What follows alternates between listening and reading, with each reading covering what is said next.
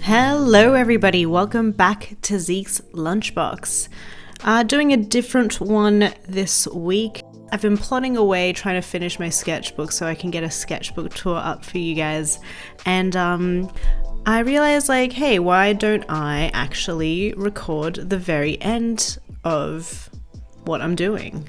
I was a bit apprehensive of showing this part just because for me, my sketchbook stuff is, a place of experimentation. It's not necessarily, it's a sketchbook. It's a place where you're doing studies, you're practicing, you're just playing around and seeing how it's all working out, how it's all plotting out.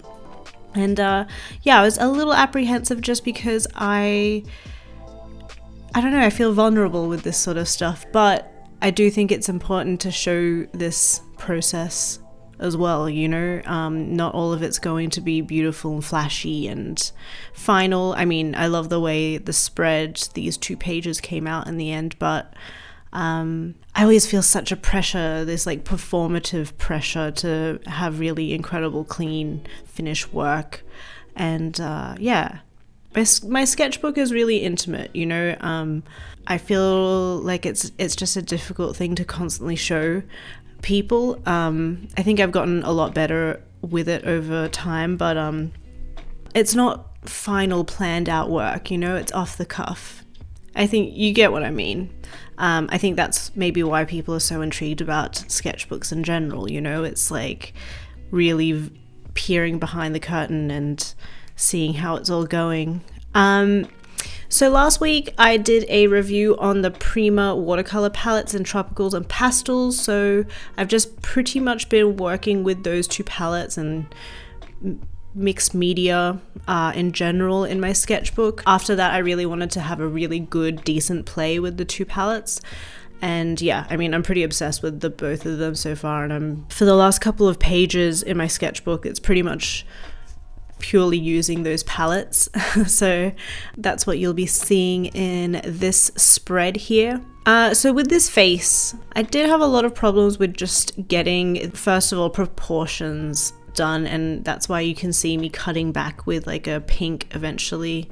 Down the line, you'll see me cutting back with a pink just because I felt like the angles weren't quite right, the eye wasn't right, and it was just a difficult angle to try and capture.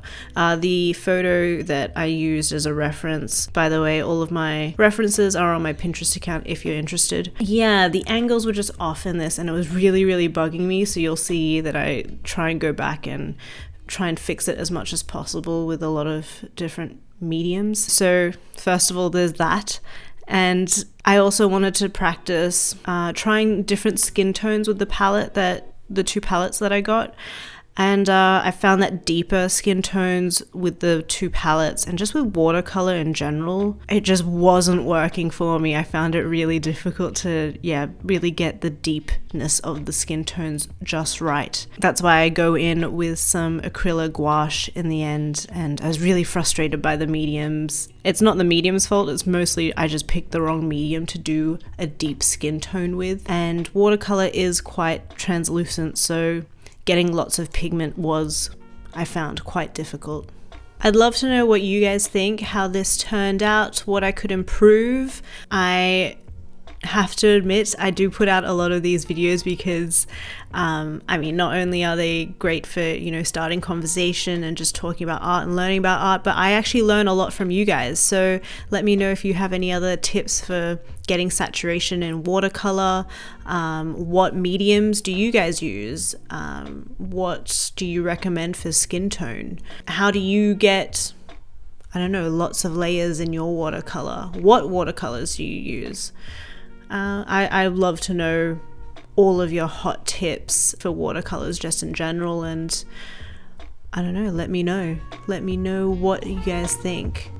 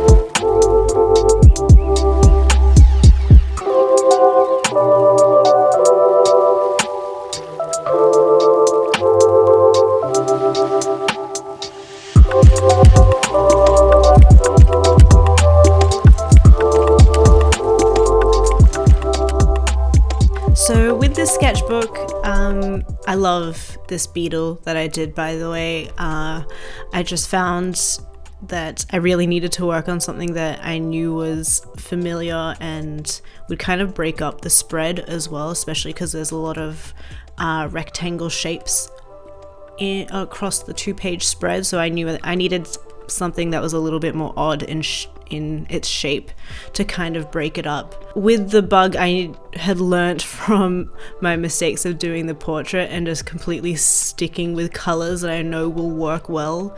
I wanted to just not overthink it with the insect and really just go in as light as possible, which is really what the watercolor medium is for. It's I found it's good for about 1 or 2 layers, but then I have found that the third layer, I don't know, I'm not that good with watercolors, so I'm not sure if I'm doing it incorrectly, but I just found that I had to go in with a pen just to get the deepness and the saturation with the watercolors, because it just ended up getting really muddy. Oh yeah, so speaking of being muddy, I mentioned in my video last week that I wanted to play around with the browns because the 2 palettes that I got had 3 brown colors in them. So I wanted to challenge myself and use those colors, but it just wasn't working for me. I just had to go back to Old Faithful, and I knew, like, because I'm not somebody who's particularly good at like capturing skin tone with my work, I think that's why I often go to, you know, different colors skin. I knew for deeper skin tones, blues work really well, and the reference photo that I had and that I was working from had a lot of blue undertones in the skin as well, so that's why I went back to Old Faithful.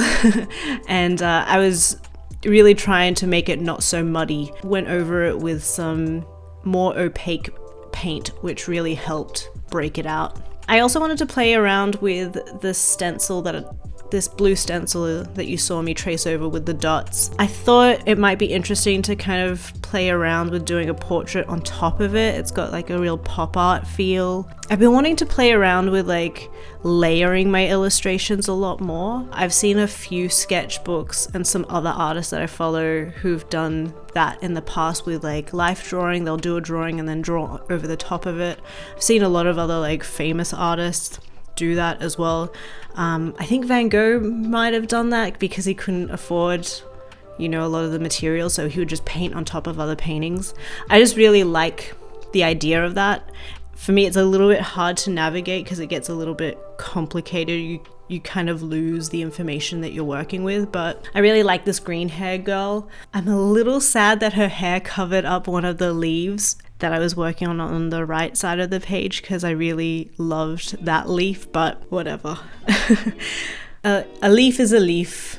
Again, with this illustration, the green haired girl, I didn't want to go in with a third watercolor layer just because I've found that, yeah, I just can't quite get the depth that I need. So I just went in with my old faithful Bic liner pens, which you will see in my sketchbook tour coming up soon next week. Yep, I love these pens a lot and I will probably never get sick of them. So I'm a little sad that I didn't record the whole spread, all of the other illustrations that were included in this video, or that you can see in this video.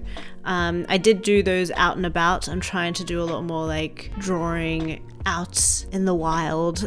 So I drew the plant from, it was like a plant that was in a cafe. I was also trying to just do watercolor illustrations. I constantly lean on mixed media in my sketchbook, which is perfectly fine. I just wanted to give myself a little challenge and see if I could just do watercolor.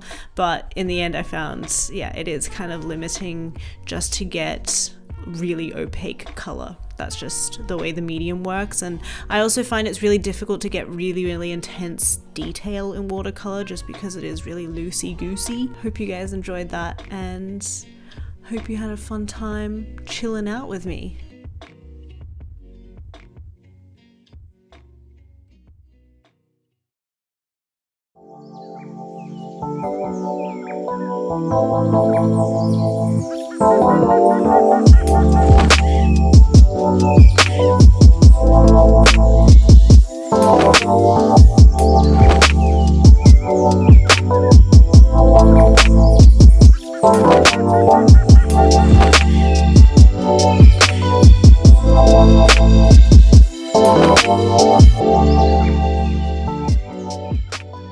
Alright my loves, so this week's artwork inspired by Zeke is by Curious Roses. I thought it would be fitting to include an insect inspired by Zeke since I just drew an insect. I absolutely love the colors that you've used in this piece, by the way, and I love the toned paper that you've used as well. Mwah, beautiful. If you guys want to be featured in any of my videos, make sure you hashtag your artwork inspired by Zeke and I will like your picture and possibly feature it in a video. Okay, catch you later. Bye.